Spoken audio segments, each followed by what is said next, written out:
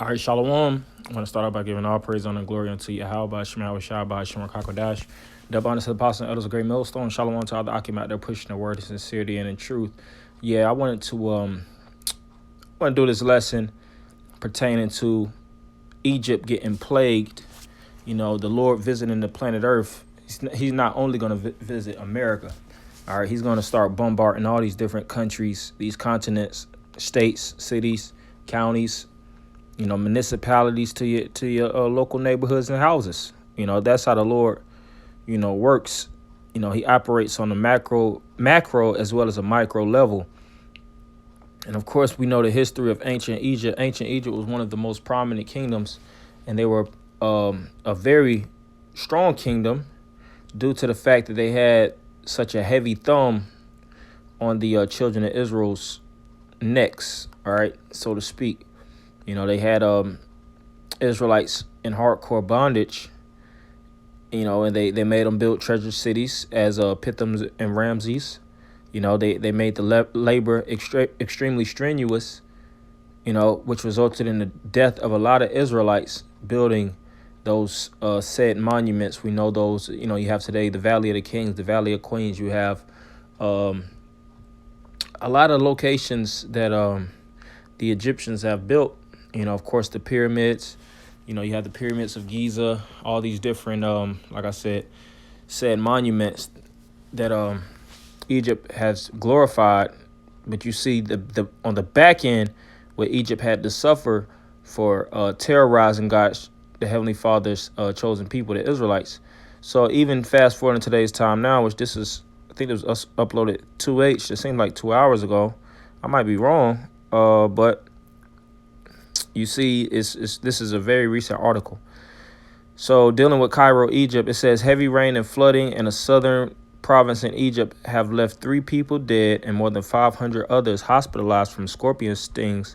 State-run media reported downpours, hail, and thunder in the province of Aswan over the weekend forced local authorities to suspend school classes Sunday. Governor Ashraf Atiya said. What they were saying, it seemed like something from a movie. Rain, flooding, and a lot of times with that aggressive rain, what is it? You have mudslides where a whole building will just slide off of his it's a stabilized position. So you had the rain and the flooding, and of course, flooding can bring about mold. It destroys vehicles. It can destroy any type of anything, of course, where it can directly get into. So not only were they dealing with that, which that's a plague, and even though it was only 3 people dead, 500 hospitalized. Like I said, what comes with the backlash of even trying to rebuild, that's tough. And it speaks about the scorpion sting. So the stingers. And we know that in the book of Sirach, how the Lord spoke about how scorpion stings are plagues from the Heavenly Father, judgment. Downpours, hail, and thunder in the province of Aswan over the weekend forced local authorities to suspend school classes Sunday, Governor Ashraf Atiya said. So they had downpours, hail, as well as thunder, all simultaneously. Them storms was eating Egypt alive. And those individuals, they didn't have a hotep.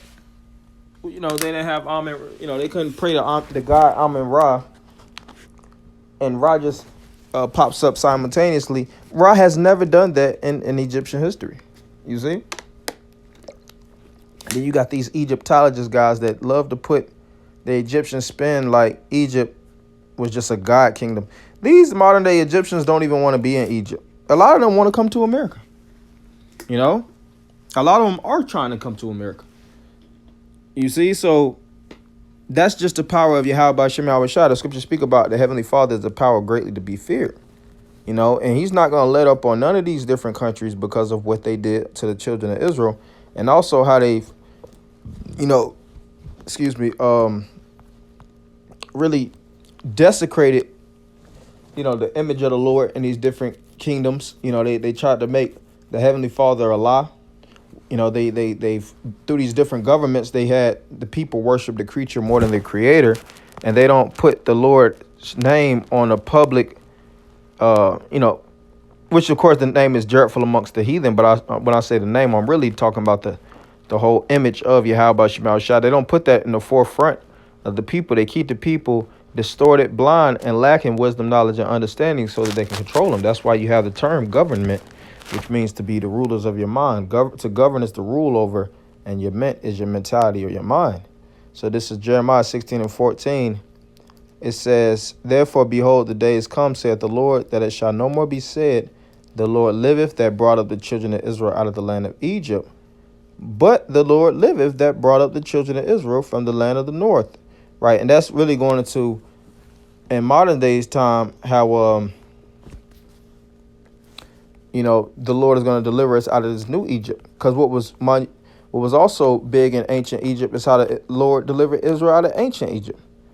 And you see what Egypt has to suffer and had to suffer for aggressively afflicting the meek, the poor.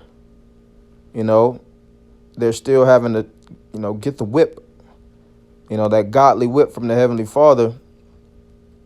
And it also speaks about how the Lord said he will not suffer us to dwell in the land of Egypt anymore.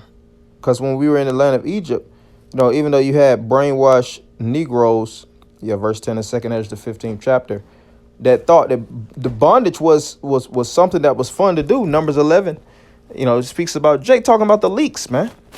They talking about the leaks. They speaking about the fish in Egypt. They speaking about the little things that they could get, the minimum wage. They respected the captivity of Egypt to the point they didn't want to leave. But us brothers, we know that this is a house of bondage, and the Lord has intended way more for us than damn a 9-to-5 job, an apartment. This is 2nd Ezra 15 and 10.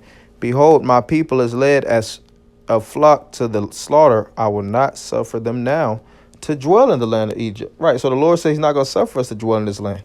This is the time where the bondage, is being broken up. The Lord said he's going to break up the bonds of Jacob. He's spiritually unlocking the chains, which is really starts first and foremost with the knowledge. As it is written, you shall know the truth, and the truth shall set you free. You see, and it's a each one teach one.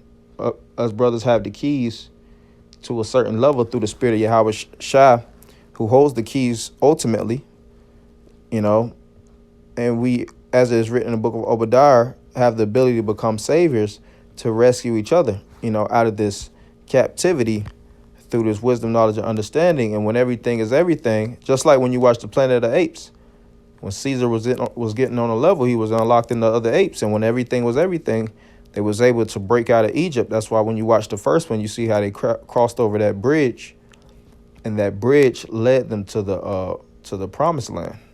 Then of course you had the sequel after that, where they were starting to purge out Koba and the rebels and things of that nature. But that's the spoken word. Those certain points, they speak volumes, and the Lord's word is speaking. It's just for the ones that have eyes to see and ears to hear, to perceive it. So I want to end by giving all praise, honor, and glory unto Yahweh, Shema, Shah, Shema, Kakodash, double honor to the apostle as a great millstone. Shalom, Akim.